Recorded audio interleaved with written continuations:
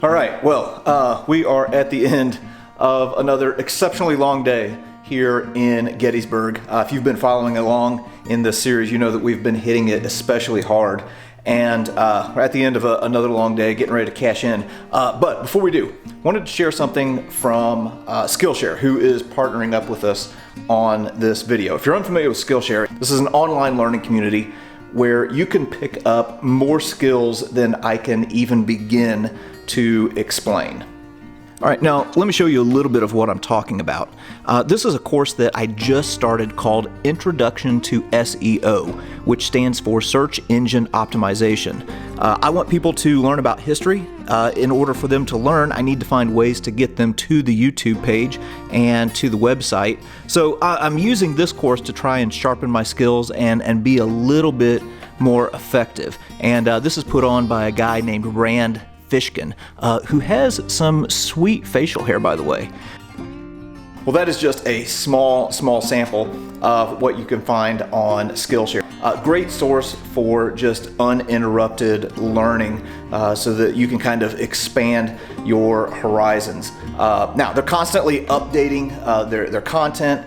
So there's nothing stale or stagnant. And for subscribers of this channel, Skillshare is offering the first 1,000 who click on the link in the description a free trial of their premium membership. All right, we're going to go ahead and cash in, and got a big day planned in Gettysburg tomorrow.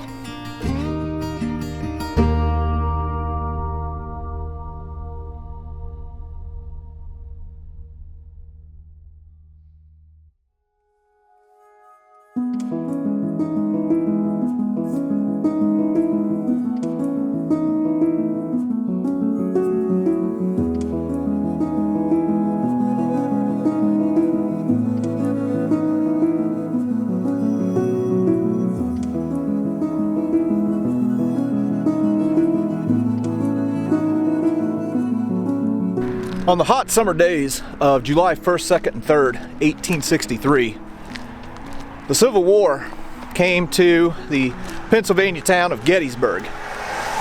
And it was here that the Army of Northern Virginia and the Army of the Potomac were going to clash in one of the most titanic battles of the Civil War.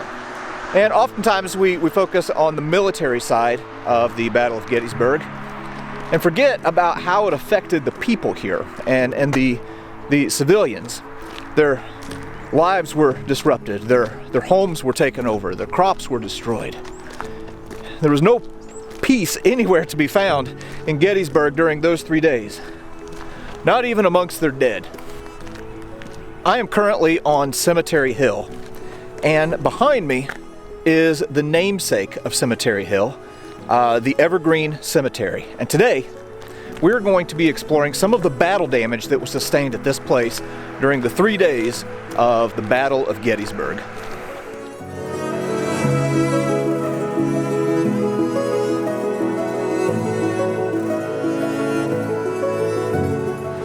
Now, just to give an idea of where we're standing and a sense of space, here we are on the east side of Cemetery Hill. This is Howard's 11th Corps artillery batteries. And right here is Evergreen Cemetery. So again, we're right here on the edge of town. Now, this archway is not new. This would have been here during the Civil War and during the Battle of Gettysburg. As a matter of fact, there's a picture that exists that was taken not long after the battle that shows this archway with all of the windows blown out of it. All right, we're going to go in and see if we can find the tombstones that I'm looking for.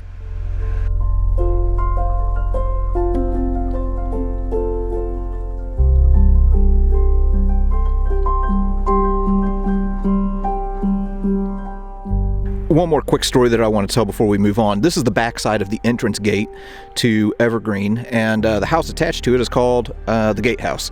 So this is where people who were caretakers of the cemetery would have lived. And during the Battle of Gettysburg, there was a woman living here by the name of Elizabeth Masser Thorne. And her husband had immigrated from Germany, and her husband was the superintendent of the cemetery. Well, whenever he joined the Union Army, she took over those responsibilities. After the battle, Of course, being the caretaker of the cemetery, she took it upon herself to care for a lot of the dead. And amid the heat and the stench and all of the gore, she buried 91 different soldiers, all while being 6 months pregnant. So this is called the Gettysburg Civil War Women's Memorial, to honor the work and the sacrifice of the women in this area during the battle. Pretty cool story.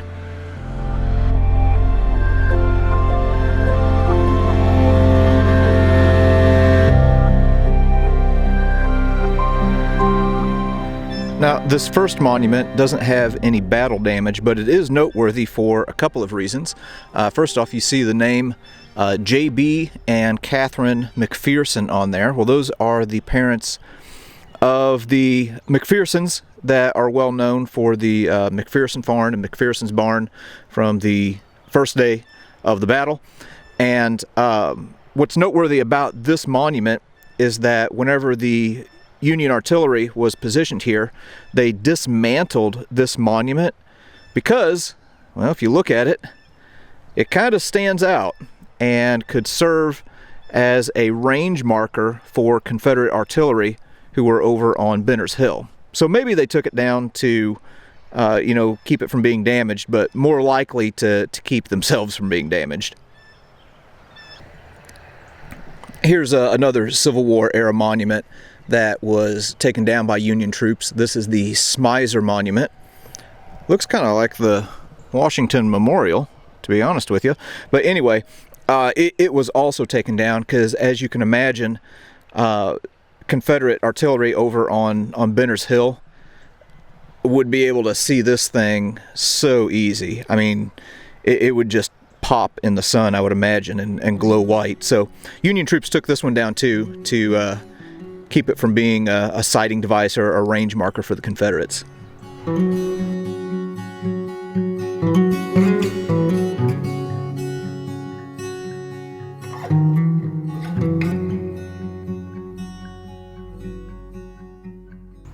Here we're looking at the grave of E.J. Culp. And if that name Culp sounds familiar, yes, that is the same family from Culp's Hill. This was the father of two sons who fought on opposite sides during the Civil War. And his grave, as you can see, was busted up with gunfire during the Battle of Gettysburg. That's what the plaque says. It says gunfire. We don't know if it was an artillery shell or if it was from rifle fire, but yeah, that one definitely took a beating.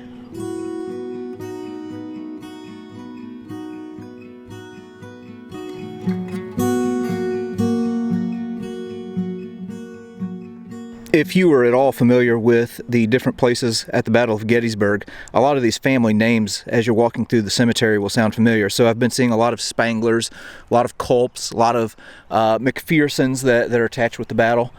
There's also this grave right here, which is the grave of Jenny Wade.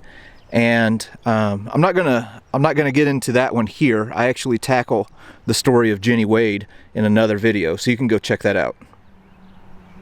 All right, here's another battle damaged stone, and this one kind of has a sad story attached to it. This is the graves of Sarah and Sally Jane Maury. Sarah and Sally Jane were the wife and daughter of William Maury, and this was deaths that were brought on by the complications with childbirth. So Sally Jane was born on July 4th of 1855, and then Sarah died on the 20th, and Sally Jane died the next day. Pretty sad story. William ended up moving to Tennessee, and whenever the Civil War broke out, he linked up with the Confederacy, ended up being taken prisoner, and was held at the notorious Civil War prisoner of war camp of Camp Douglas. But yeah, you can see where an artillery shell sheared off the top of their grave. All right, I'm walking along the boundary between Evergreen Cemetery and the National Cemetery right now, and this fence that you see is what we would call a witness fence. Well, what did it witness? Well, it used to be in Washington, D.C., and what it witnessed was Dan Sickles killing the lover of his wife. So anyway, Dan Sickles ended up going to trial on that, and it's the very first time that the defense of temporary insanity was used in the court of law, and Dan Sickles ended up being acquitted, and then of course went on to command a corps for the Union Army right here at Gettysburg. But yeah, this is the fence that saw the murder of Dan Sickles' wife's lover.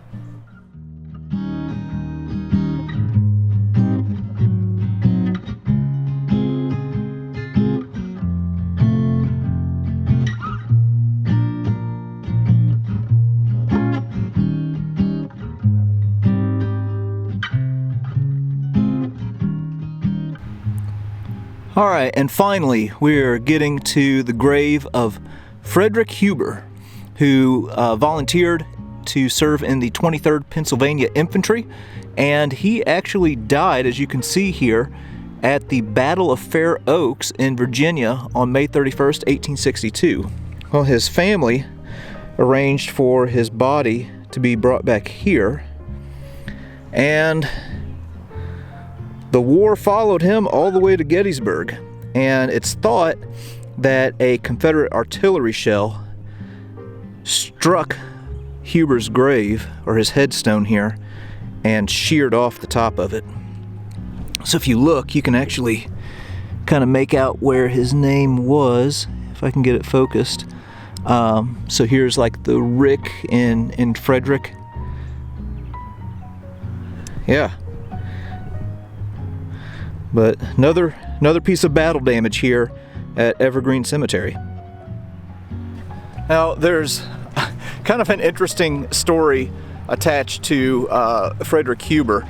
So the family brings him back to Gettysburg, and there's this story that his mother, Priscilla, was just deeply distraught by the death of her son, and whenever they brought him back, she wanted to open up the casket to just look at him one more time. Now, keep in mind, by this time he died in May, so it's summer at least.